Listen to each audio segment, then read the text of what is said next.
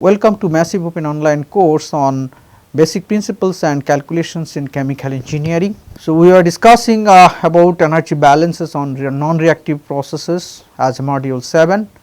In the previous lecture we have discussed about the mechanical energy balance. In this lecture we will try to discuss more about that energy balances with non-reactive processes, especially for enthalpy balance without reaction. Also we will discuss more about that enthalpy balances when there will be a change of phase without any reaction there. So, what is the energy balance for a closed system? That already we have discussed in our earlier lectures. In that case, energy can cross the boundary of a closed system in the form of heat and work. The energy balance of a system that is used to determine the amount of energy that flows into or out of the system for a particular process unit, and this is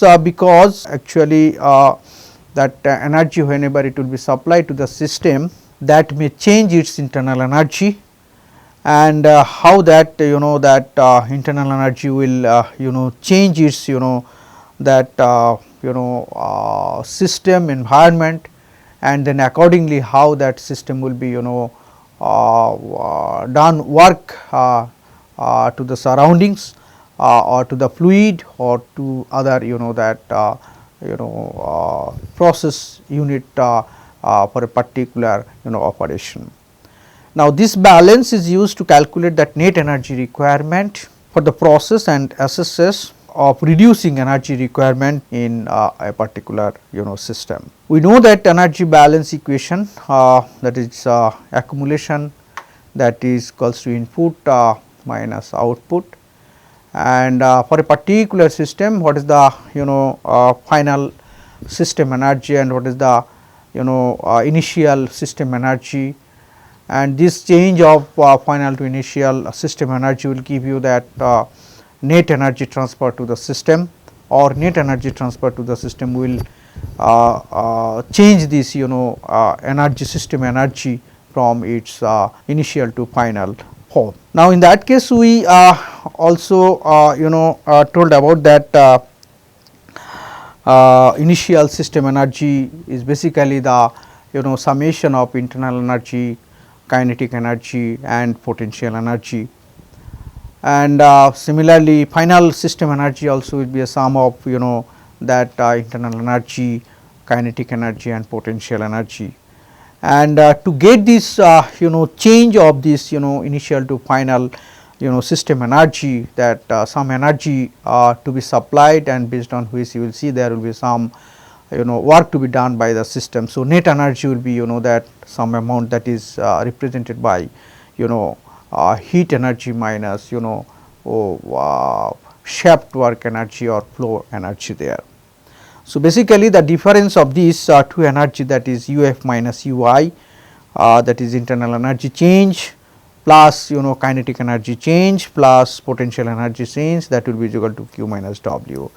So, by this equation we can say that net change of energy in the system as an output, that will be equals to net input to the system. Then this energy balance for a closed system can be expressed by this equation given in the slides that already we have discussed, and also we suggested to remember that if no temperature change, if there is no phase change or no chemical reactions occur in a closed system, and if the pressure change are less than a few atmospheres, then we can say that internal energy change will be equals to 0. Now, if a system is not accelerating, then we can say that the kinetic energy will be equals to 0, and if a system is not rising or falling, then we can say that potential energy will be equals to 0.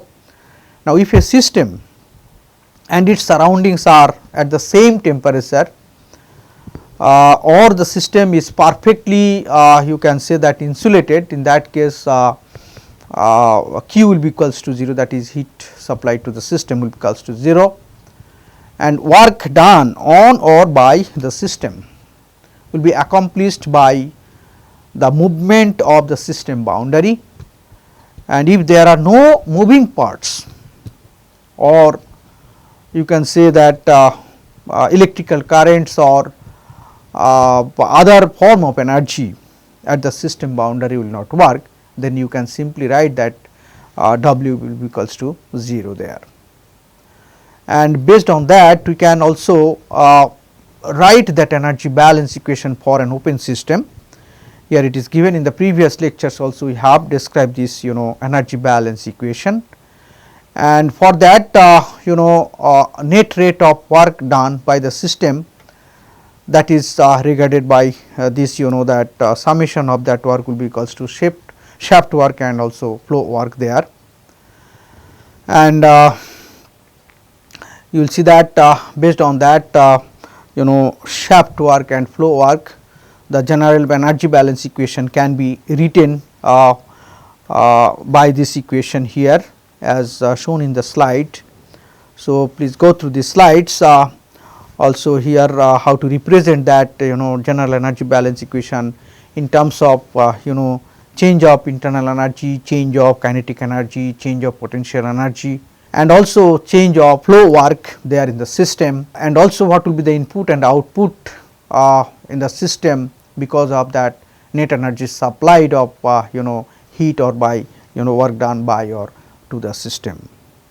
So, finally, we can write this general energy balance equation even in continuous form as a rate there, and in concise form we can write in terms of difference, we can write this equation as delta U dot plus delta K E dot plus delta P E dot plus delta P V dot, that will be equal to Q dot minus W S dot. Here dot means rate, and delta U means basically internal energy change, delta K E dot means basically kinetic energy change in rates at a rate, and delta P V is basically the flow work that is performed on the system in order to push the fluid in or out of the system, and Q dot is the rate of heat energy in to the system, and W dot is generally rate of work done by the system as an output, and summation of this internal energy and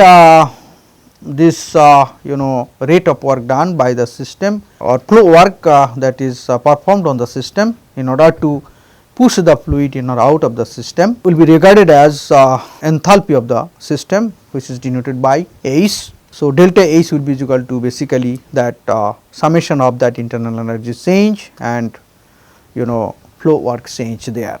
Now, from the general energy balance equation, we can represent that equation in terms of specific terms by taking the mass flow rate as a common factor there, and then finally we can write this equation based on this mass flow rate and also specific terms there. And in this case here correction is that V is U here, it is basically U, and this is nu is here, this is U, and this is U, and here nu is basically 1 by rho, it is defined the specific volume, and this nu is U, that is velocity at different position there in inlet and outlet condition we can say.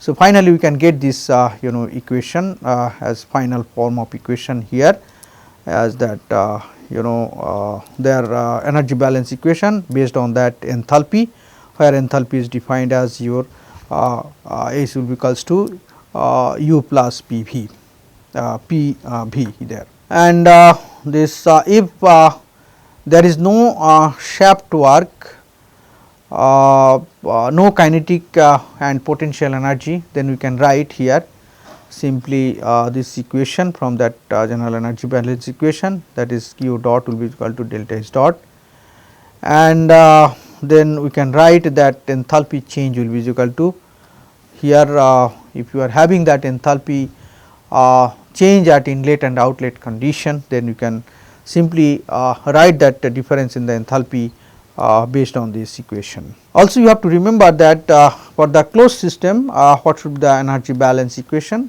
for the open system what should be the energy balance equation, and in terms of that internal energy change for the closed system we can write this here because their kinetic energy and potential energy will be negligible. So the equation will be coming as only in terms of internal energy and enthalpy there. And if there is a temperature change from its reference point or if you are heating the system from its temperature 1 to temperature 2, we can say that there will be a enthalpy change based on that temperature change, and also what is its specific heat capacity for that substance at particular temperature, because this specific heat capacity depends on that temperature there. So accordingly, if you are having that constant specific heat capacity there, you can easily calculate what should be the enthalpy change only based on that temperature difference. And if you are having that specific heat capacity changing with temperature, then of course you have to consider that integral form of enthalpy change based on this temperature change. Again, if you are having that, there will be a change of phase, suppose liquid to vapor. So there will be a certain change of energy or enthalpy. That enthalpy will be called as heat of vaporization or heat of melting point, or you can say that heat of sublimation, like this. So that heat or enthalpy because of that phase change to be considered. And also suppose if you are considering the enthalpy change at a particular temperature range, there of course you have to consider what should be the heat or enthalpy change because of its formation. So that is called heat of formation of that component. So to do any energy balance or enthalpy balance for the inlet and outlet components of the system, to calculate that enthalpy at a particular temperature, what you have to do that you have to calculate that enthalpy change because of the temperature, because of that phase change, and also because of that formation of the component there. Now let us see that enthalpy change if there is a phase changes. Now in that case you have to consider that additional terms for the enthalpy of the phase change with those energy change of for your process, and in that case the total enthalpy of that substance, if you are considering any substance A, so you can write there that the enthalpy change will be equal to here heat of formation of that particular component I or A, and the enthalpy change because of that temperature change, that will be regarded as sensible heat or sensible enthalpy you can say, and also enthalpy change because of that phase change. So these two terms here as shown figure as shown here in the slide, that these two terms basically includes the both sensitive heat and the phase change, and this terms is basically the enthalpy change due to its formation, and this here in this terms O basically represents the standard condition, that means that 0 degree Celsius and that 1 atmospheric pressure there. Suppose there is a phase change of the suppose water from solid state to vapor phase. So at 0 degree Celsius you will see that solid liquid will try to melt it to the liquid phase. So there will be a temperature is constant. So at that constant temperature the solid water will be converting to the liquid water. After that that this liquid will be heated up to 100 degree Celsius till it boils. What happened here during that constant temperature of 0 degree Celsius, when this solid water will be melting, so there will be a change of enthalpy. That change of enthalpy will be called as it is called that melting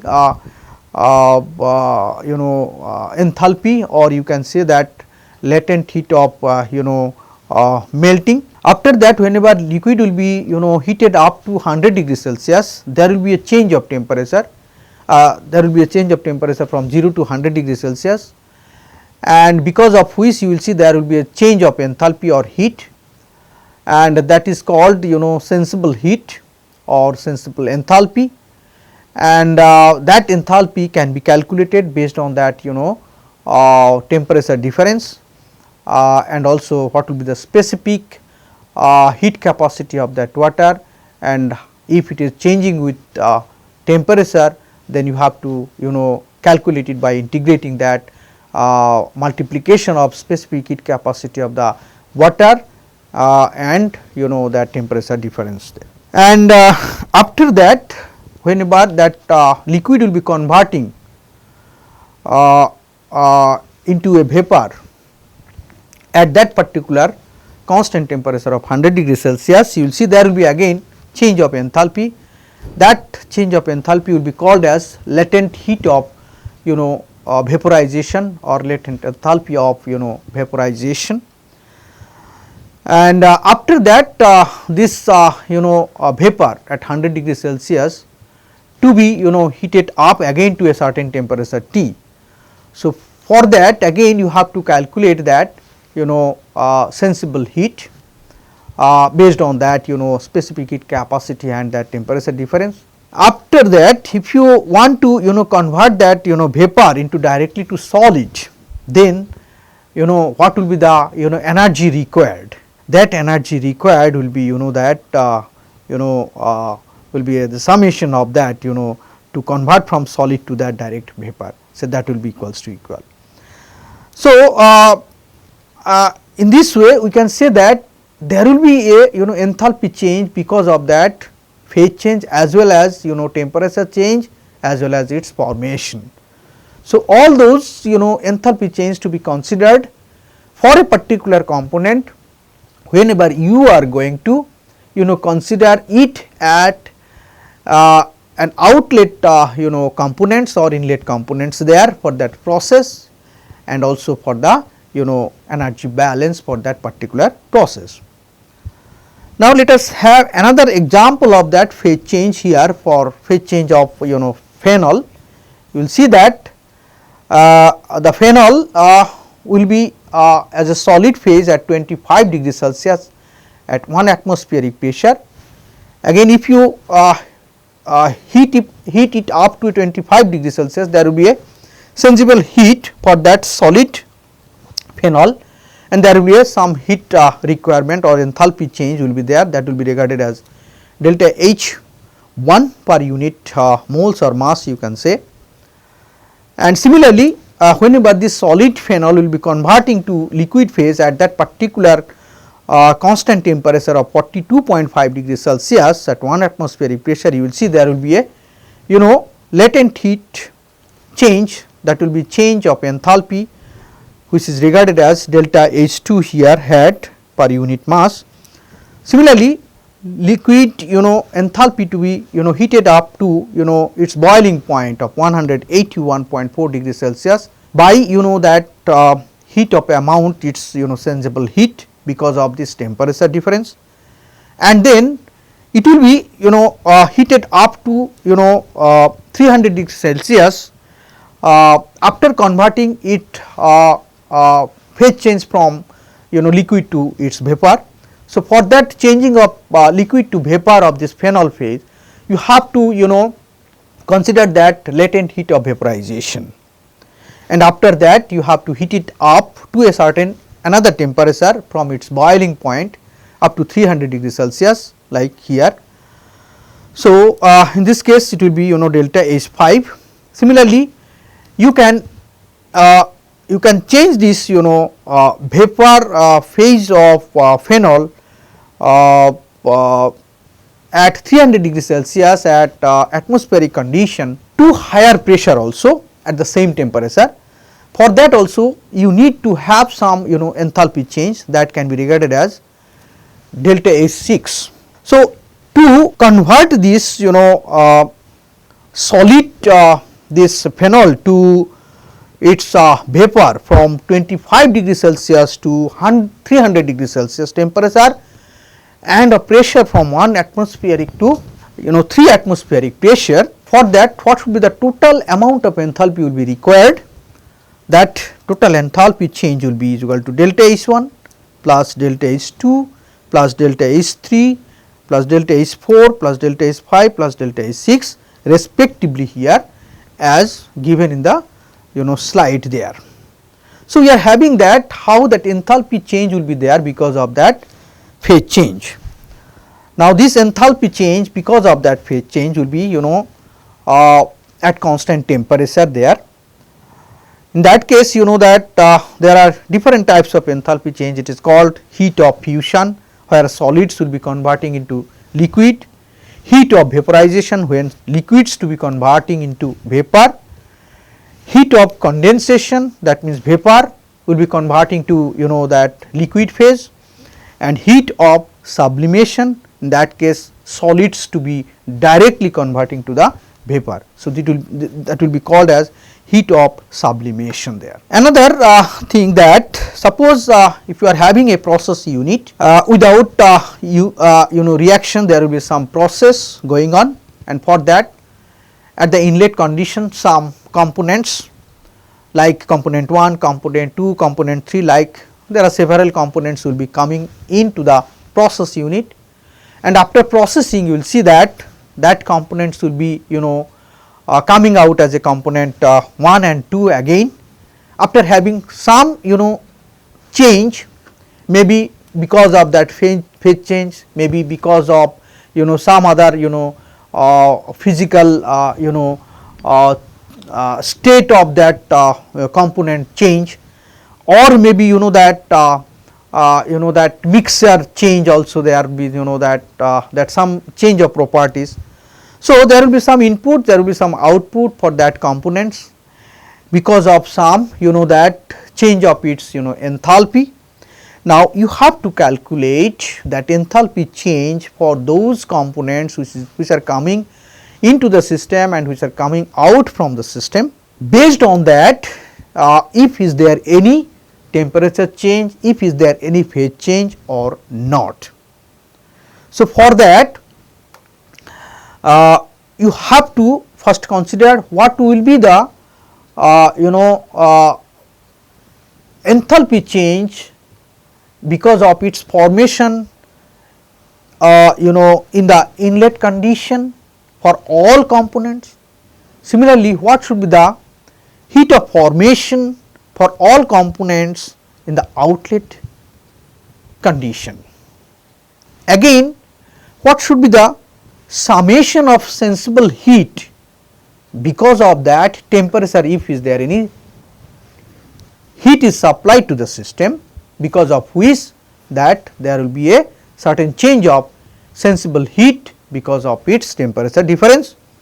Then you have to summing up all the sensible heat for all components in the inlet and outlet streams. Again, if you are seeing that there is a change of temperature from one to another in such way that in between there will be a change of phase of those components, then there also you have to consider that enthalpy change because of enthalpy change.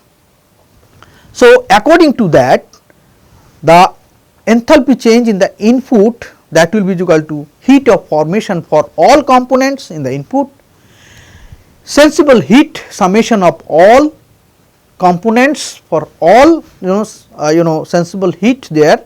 Similarly, at the outlet condition also summation of all heat of formation for all components and summation of all sensible heats because of that temperature change, and also if is there any phase change that you have to consider. So, accordingly we can have this change of enthalpy at the input, change of enthalpy at the output, and what will be the enthalpy change between this input and output, just simply you have to subtract it, then you will get that what will be the enthalpy change for this particular process. In this case, one interesting point that if you are having the same components in the input and output streams, you will see that heat of formation for all those components will be same, because heat of formation for any components will not be changed anywhere in the system. So, in this case you can neglect this heat of formation at the inlet and outlet condition if you are having the same components in the inlet and outlet streams. So, we can say that since there is no reaction, same component will be in the inlet and outlet streams. So, heat of formation for the same component in both the streams will be cancelled out. So, only that enthalpy change will be because of that sensible heat, because of that temperature change, because of that phase change. Now, let us do an example for particular this energy balance equation and how it can be used for this internal energy change. Let us consider a cylinder which is filled with a movable piston with a gas. An amount of 5 kilocalorie of heat is transferred to the gas to raise the gas temperature of 100 degrees Celsius higher. The gas does 70 joule of work in moving the piston to its new equilibrium position as per figure shown in the slide. In this case, you have to calculate how that internal energy change will give you this new equilibrium position of this piston, and what will be the amount of that internal energy there in the system.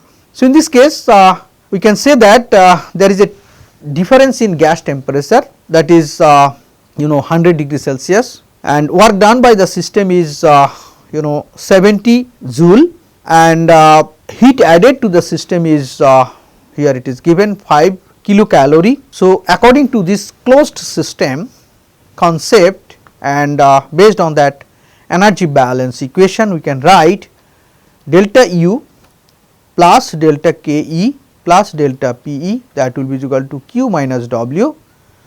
Here summation of internal energy, kinetic energy, potential energy, that will actually will be equals to the net energy supplied to the system. In this case, since there is no change in kinetic and potential energies, accordingly we can say that delta Ke and delta Pe, that will be equals to 0, and if you set this 0 here in this equation, then we can write here delta U will be equals to Q minus W. So, after substitution of this value of Q and W as given in the problem, then we can write delta U will be equals to 2850 joule, that is 20.585 kilojoule. In this case, you have to convert this calorie to joule by this conversion factor. Remember this,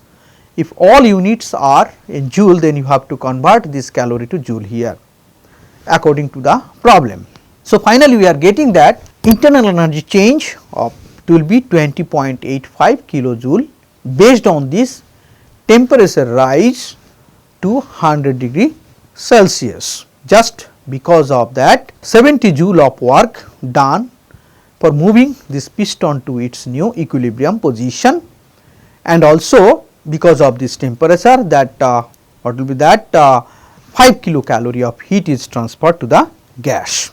So, based on which we can calculate what should be the internal energy change. Similarly, another example we can do to calculate this enthalpy from the internal energy, like in this case if you know that a specific internal energy of suppose neon gas at 25 degrees Celsius and one atmosphere is 1.62 kilojoule per mole, and the specific molar volume under the same conditions is given as 24.45 liter per mole.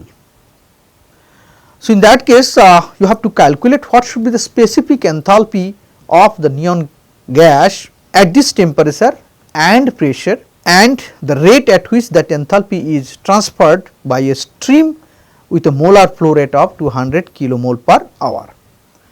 So, what exactly you need to find out here, this specific enthalpy, and for that you know that this specific enthalpy is basically summation of internal energy plus flow energy.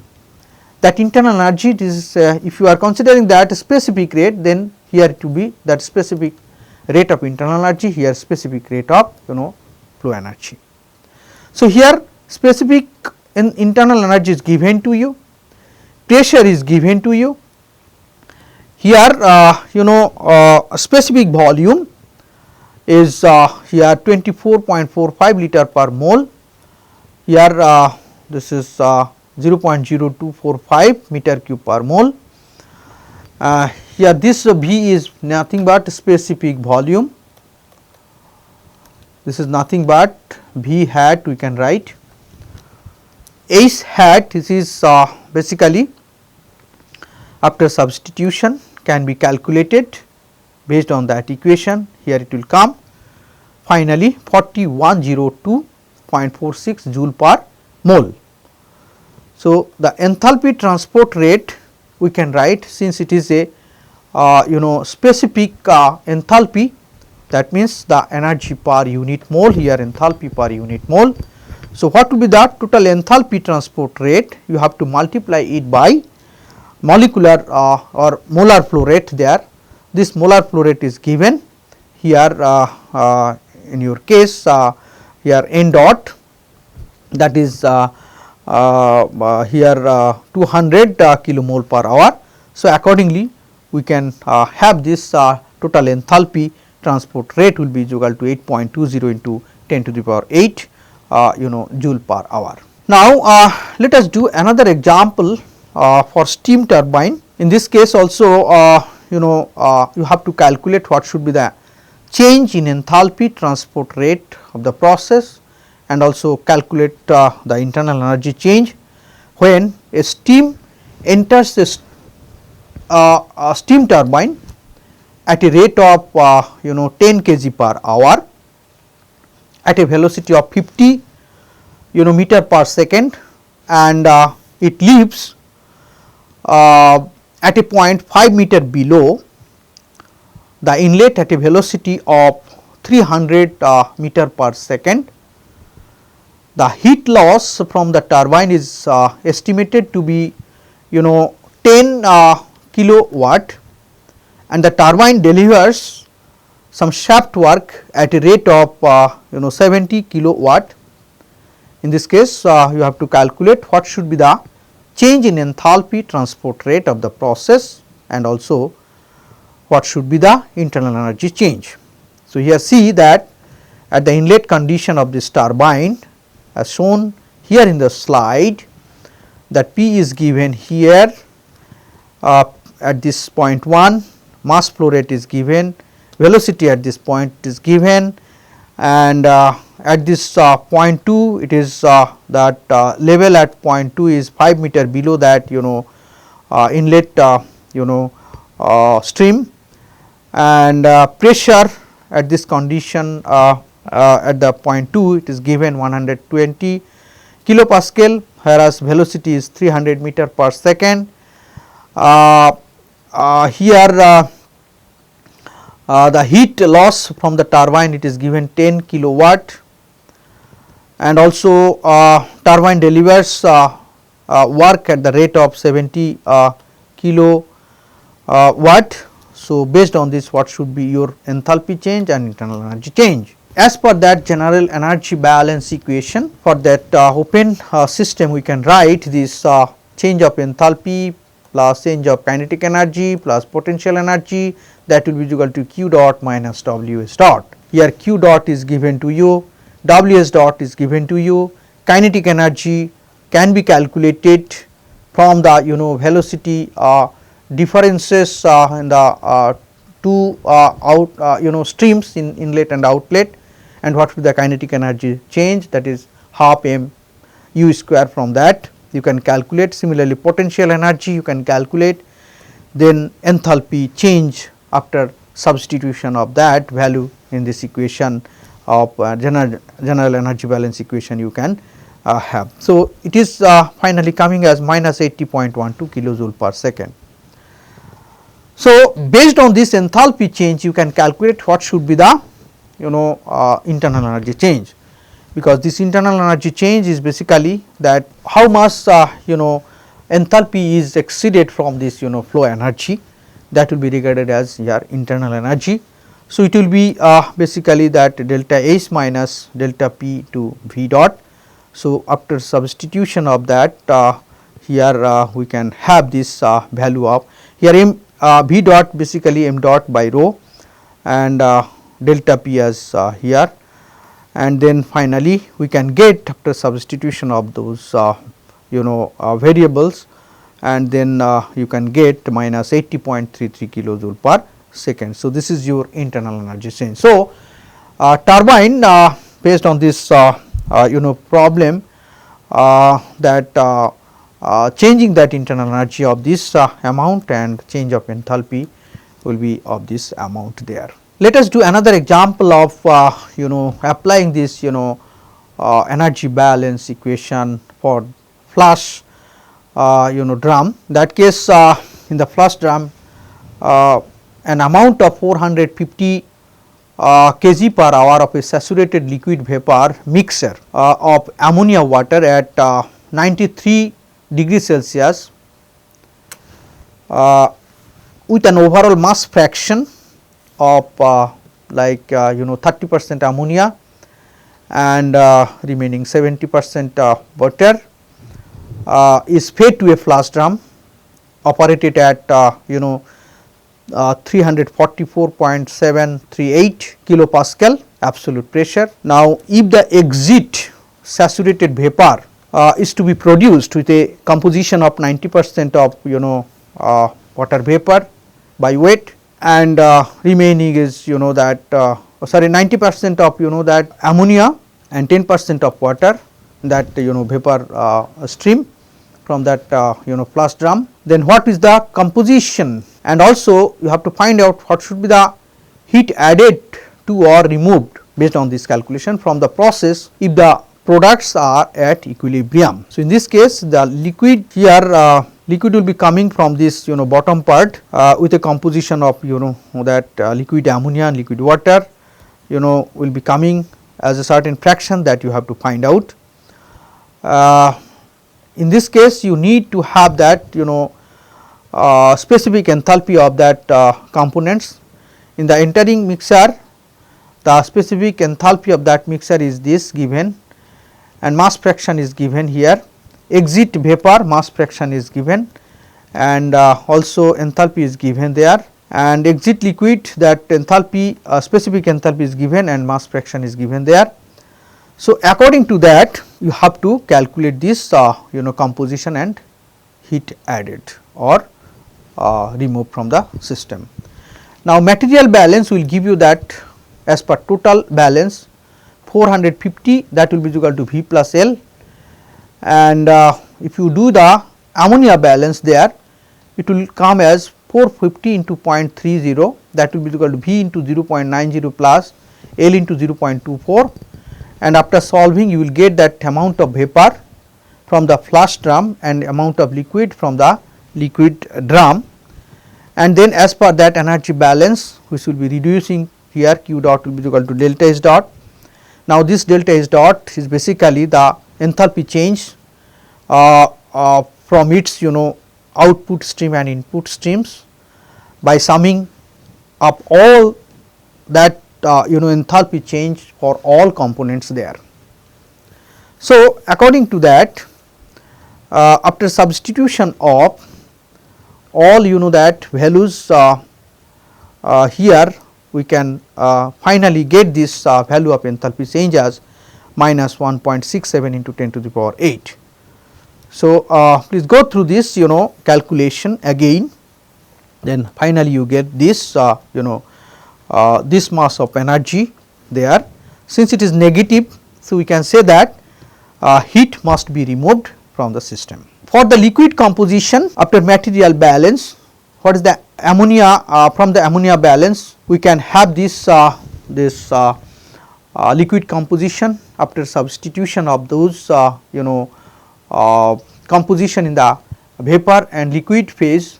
Here, since in the liquid phase this ammonia liquid is unknown, so we are assuming here that volume fraction of ammonia in the liquid phase is W.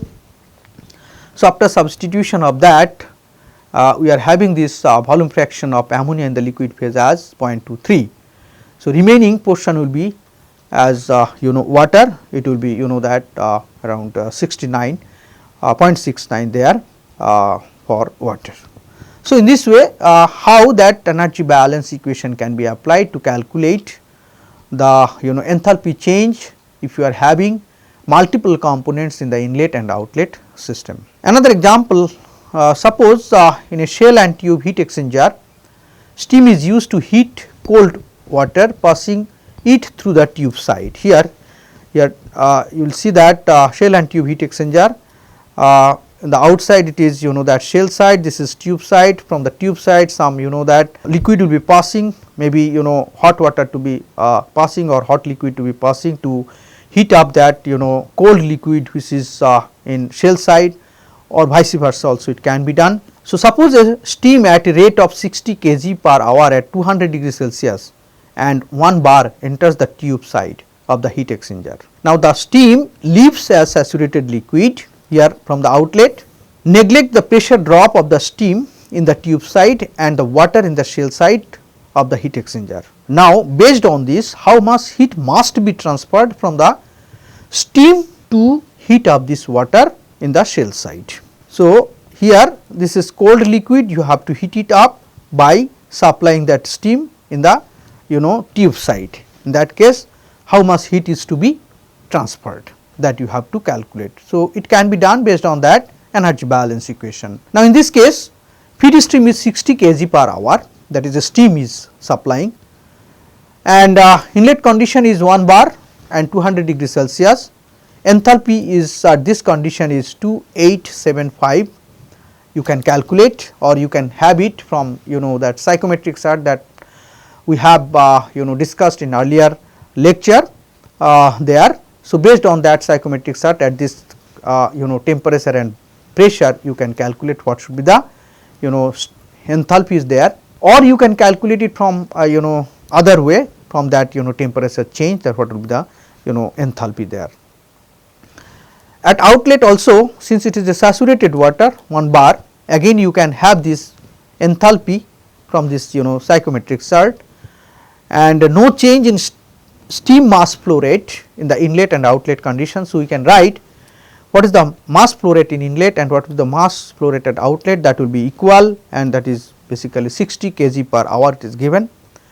And here no shaft work is done, no pump, no other things is used to supply to the system, or system does not work as a shaft work there, and no change in elevation since this is horizontally placed. So, there is no change in elevation. So, potential energy change will be 0, and also you can say that since the diameter of that inlet tube of that heat exchanger is uniform at the inlet and outlet side.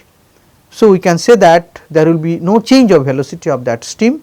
So, we can say that kinetic energy change will be 0. So, after considering that no shaft work, no potential energy, no kinetic energy, based on which we can finally get this energy balance equation into a simplified form of as Q dot equals to delta H dot. This delta H dot basically that what will be the total enthalpy in the outlet stream and total enthalpy in the inlet streams. So, based on that deviation, it will give you that enthalpy change of this particular processes. So, that can be calculated after substitution of that mass flow rate here m dot H dot. Here at the inlet this m dot H dot is simply 16 to 2875, at the outlet that is 16 to 417.5. So, after calculation we can get this enthalpy change as minus 147,450 kilojoule per hour. So, this is basically that heat is supplied or heat is transferred from this tube to the shell side. Since it is coming negative, we can say that the heat is supplied, heat is or transferred from this tube side to the shell side. So, based on this example we can then assess this energy balance equation, and we can understand this energy balance equation more precisely. And then you can apply this enthalpy balance equation or energy balance equation for the compressor also. There also you will see that if suppose if you want to use a compressor by a feeding of a certain steam that is superheated at 300 degrees Celsius and at 200 bar absolute pressure, you will see that when this steam enters this compressor at a velocity of 20 meter per second and through this pipe of diameter of 0.1 meter, and the discharging pipe after that compressor has a smaller diameter and the discharge velocity is suppose increased up to 170 meter per second, and the exit of that compressor is superheated steam at 350 degrees Celsius and the pressure at 60 bar absolute. Under this condition there will be a certain heat loss from the compressor to the surrounding, and it is seen that it is approximately 5 kilowatt. Now, in this case you have to calculate what will be the compressor power. So, this is simple that here enthalpy change will be there because of that temperature change from 300 to 350 degrees Celsius. Kinetic energy change will be there because of that velocity change at the inlet and outlet condition, outlet pipe of this compressor. There will be no change of potential energy because of that alignment of this inlet and outlet pipe in the same level, and that heat loss, that is because of this compressor run, that heat loss to the surrounding. So, we can have this Q dot here as a negative value, and also we can say that there will be some power will be done by this compressor. So, what should be that compressor power that you have to find out. So, we can write this energy balance equation here, enthalpy change, kinetic energy change, Q dot and W dot will be used for this calculation, whereas this potential energy will be equals to 0. Now, from the steam table you can directly calculate at a certain pressure and temperature what should be the specific enthalpy and also what will be the specific volume, and from the exit stream also at a certain temperature and pressure what should be the specific enthalpy and the specific volume.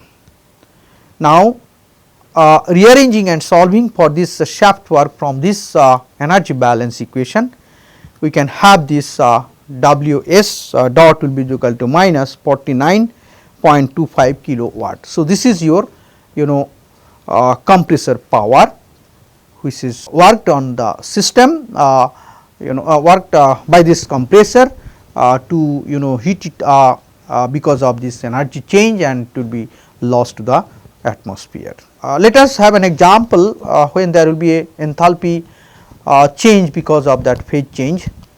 Now, if you have that saturated air at 25 degrees Celsius and 1 atmospheric pressure which has an absolute humidity here 0.0202 kg of water by kg dry air. In this case has a specific enthalpy is 76.5 kilojoule per kg dry air. The enthalpy is the sum of enthalpy changes for 1 kg dry air and 0.0202 kg water that goes from their reference condition to 25 degrees Celsius. Now, how this specific enthalpy can be calculated there? Now, in this case 1 kg of dry air and it is saturated at 25 degrees Celsius with dry air. In this case the dry air enthalpy change you can calculate based on that temperature difference and from this specific heat capacity based on this equation, and it will come 25.1 kilojoule. And you will see that this water or moisture content of this 0.0202 kg at 0 that is that liquid condition at 0 degree Celsius, it will be converting to vapor at 25 degree Celsius of the same amount of that water. Now, for this what will be the enthalpy change? That enthalpy at that 25 degree Celsius for vapor of that water and enthalpy of water at that liquid state of 0 degree Celsius, and difference of that enthalpy change, you will get that total enthalpy change of water based on this temperature change. And after that you will see that what will be the specific enthalpy change after substitution of this value of enthalpy change of air and enthalpy change of this water per unit mass of dry air, then it will be coming finally as 76.5 kilojoule per kg of dry air. So, this is your 1 kg of dry air will give you the enthalpy change of 76.5 kilojoule when this liquid water will be changing its state to vapor at 25 degree Celsius. Now, enthalpy change for water at 1 atmosphere showing the phase transition. In this figure it is shown that in the x axis it is temperature. Based on this temperature you will see that how enthalpy will be changing at a different phase change condition, like for heat of fusion at this condition at a temperature of 273 Kelvin at constant temperature there will be change of heat, that is called heat of fusion. Again, if you change the temperature from 273 to here 373, that is at its boiling point, there will be a change of enthalpy, that will be your sensible heat. And again at that boiling point temperature of water, you will see that the water will be becoming vaporized vapor, and at a that enthalpy change of vaporization. So, this profile can be represented by this figure here as shown in the slide. In this case very interesting that no accurate simple way to estimate heat of fusion you will see experimentally. So, the heat of fusion of many elements and compounds can be roughly estimated by this equation here as per Himmel law, that is textbook there. I have suggested to follow that textbook. So, there it is given that enthalpy change because of this fusion at a constant temperature, that can be equals to constant. It will be 2 to 3 for elements, and it will be 5 to 7 for inorganic compounds, and it will be 9 to 11 for organic compounds. And in this case this Tf is basically melting point, and this delta HF which is at hat, that will be molar heat of fusion there in calorie per gram. Similarly, calculation of enthalpy change including phase transition, here it is represented by this figure as shown in the slide. You will see that how temperature change will give you that different enthalpy change that we have already discussed for that phenol and water. Here for water it is shown that how enthalpy change at its different temperature and how it will be changing. Whenever temperature is constant, there solid water will be converting to that liquid water, and then liquid to liquid at a higher temperature and at up to its boiling point. After that, from the boiling point it will be vaporized, and then at that vaporization condition you can keep the constant at a certain boiling point, that at its boiling point, and then from that boiling point you can rise the temperature up to a certain temperature as per your consideration. So, accordingly that liquid solid will be that or solid will be converting to liquid, liquid to vapor, and vapor then even higher superheated vapor there according to that temperature change, and because of that phase change there will be certain change of enthalpy that can be represented by this diagram here. Now, whenever there will be that sensitive heat change because of the temperature change, that you have to consider the specific heat capacity, that may be a function of temperature. So, for that temperature dependent specific heat capacity can be calculated for basically for water, you can calculate it by this equation, and similarly for vapor you can calculate by this equation. So, accordingly you can get this that sensible heat based on the specific heat and the temperature difference.